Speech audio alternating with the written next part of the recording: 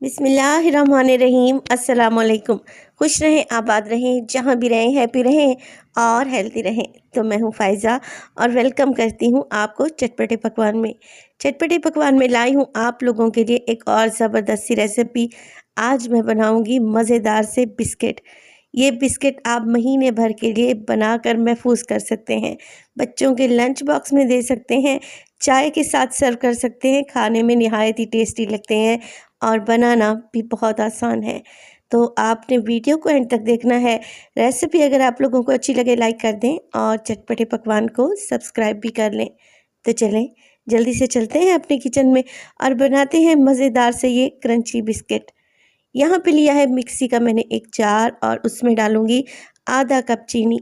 घर का कोई भी चाय वाला कप आप लोग सेट कर लें। 5 अदद इलायची ली है मैंने और इसको चीनी में शामिल कर दिया है। और अब इन दोनों चीज़ों को बिल्कुल मैं पाउडर फॉर्म में ले आऊँगी और बारीक सा पीस लूँगी। इलायची को अलहदा पीसें तो वो ईज़िली नहीं पिसती, चीनी के साथ बहुत अच्छे से ये मिक्स भी हो जाएगी और पिस भी जाएगी। यहाँ पे देखें एक बाउल में लिया है मैंने तकरीबन 1 कप मैदा, आधा कप सूजी, इसके अलावा शामिल करूँगी मैं तकरीबन 2 टेबलस्पून मेरे पास है पिसे हुए बादाम। 15 अदद बादाम को लेकर मैंने इन्हें बारीक सा पीस लिया है। अगर ये डालेंगे तो बिस्किट हेल्दी और मज़े के बनेंगे। यहाँ पर 4 टेबलस्पून में पिघला हुआ घी डालूँगी और ये देखें ये खाने वाला चम्मच है, यही मैंने 4 टेबलस्पून भर के लिए हैं। अब घी शामिल करें और सब चीज़ों को बहुत अच्छे से मिक्स कर लें। यहाँ पर आपने घी को मैदे और सूजी में बहुत अच्छे से मिक्स करना है, तभी हमारे बिस्किट बहुत क्रंची और शानदार बनेंगे। जब आप देखें कि मैदा इस तरीके से इकट्ठा होना शुरू हो गया है, बस जी बिस्किट एकदम तैयार है। मज़ीद हम इसमें अब चीज़ें डालेंगे। यहाँ पर डालेंगे पिसी हुई चीनी जिसमें मैंने इलायची मिक्स करके रखी हुई थी, सारी की सारी आप लोगों ने डाल देनी है।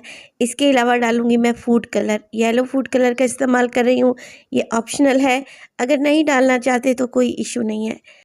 तो बहुत ही आसान सी ये रेसिपी है और ये सारी चीज़ें आपको आप लोगों के किचन से ही मिल जाएंगी और खाने में भी बहुत ही टेस्टी ये बिस्किट तैयार होते हैं। अब हमने बिस्किट के इस मिक्स को गूंदना है। गूंदने के लिए मैं दूध का इस्तेमाल करूँगी जो कि रूम टेम्परेचर पे होना चाहिए।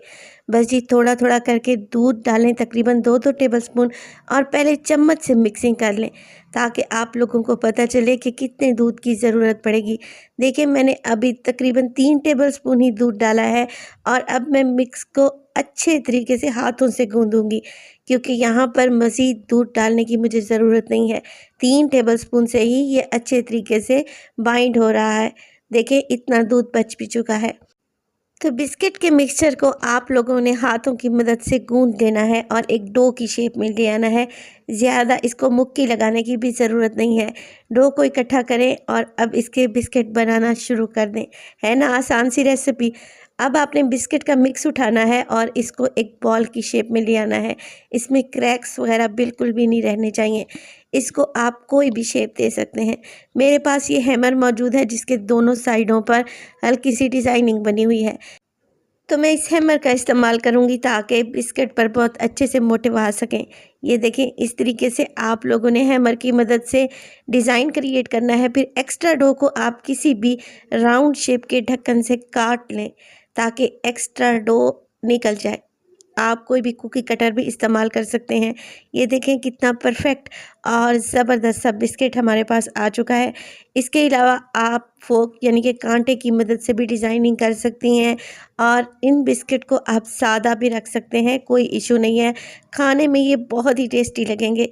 डिज़ाइनिंग से क्या होगा, बच्चे बहुत शौक से खाएंगे। और यहाँ पे देखें आप इसकी थिकनेस को भी चेक कर लें, बिस्किट की मोटाई कितनी रहनी चाहिए। तकरीबन आधे इंच के बराबर आपने बिस्किट की थिकनेस को रखना है। अब ऑयल को मैंने पहले ही गर्म करने रख दिया था मीडियम टू हाई फ्लेम पे। लो फ्लेम पे आप इन बिस्किट को फ्राई नहीं करेंगे वरना ऑयल इनके अंदर चला जाएगा और ये टूट भी सकते हैं। तो आँच को आप लोगों ने मीडियम ही रखना है और मीडियम आँच पर इन्हें फ्राई करना है। आपने 1 से 2 मिनट के लिए इन्हें बिल्कुल भी नहीं छेड़ना क्योंकि इस टाइम पर ये बहुत ही सॉफ्ट हो चुके हैं क्योंकि इनमें चीनी डली हुई है। बस 3 से 4 मिनट के बाद इनका कलर चेंज होना शुरू हो जाएगा। हल्के से सुनहरे हों तो आप लोगों ने बिस्किट 1 बाय 1 करके निकाल लेने हैं। देखें ये ऑयल में ज़रा भी नहीं बिखरे और माशाल्लाह से कितनी ज़बरदस्त सी शेप आई है। अगर बहुत ज़्यादा हाई फ्लेम पे आप इन्हें फ्राई करेंगे तो ये ऊपर से काले पड़ जाएंगे और अंदर से कच्चे रह जाएंगे। सारे बिस्किट आप लोगों ने इसी तरीके से फ्राई कर लेने हैं। ये कुछ टिप्स और ट्रिक्स होती हैं जिन्हें आप लाजमी फॉलो किया करें, तभी आपकी रेसिपी एकदम परफेक्ट बनेगी। आप लोग क्या करते हैं, पूरी वीडियो को नहीं देखते, जिससे फिर रेसिपी ख़राब हो जाती है। तो आप लोगों से गुजारिश है, रेसिपी अच्छी लगे लाइक कर दें, चटपटे पकवान को सब्सक्राइब कर लें और फैमिली और फ्रेंड्स में भी शेयर किया करें। देखें बिस्किट कितने क्रंची और ज़बरदस्त बने हैं। रेसिपी को ज़रूर ट्राई करें और अपना फीडबैक दें कि आपको मेरी रेसिपीज़ कैसी लग रही हैं।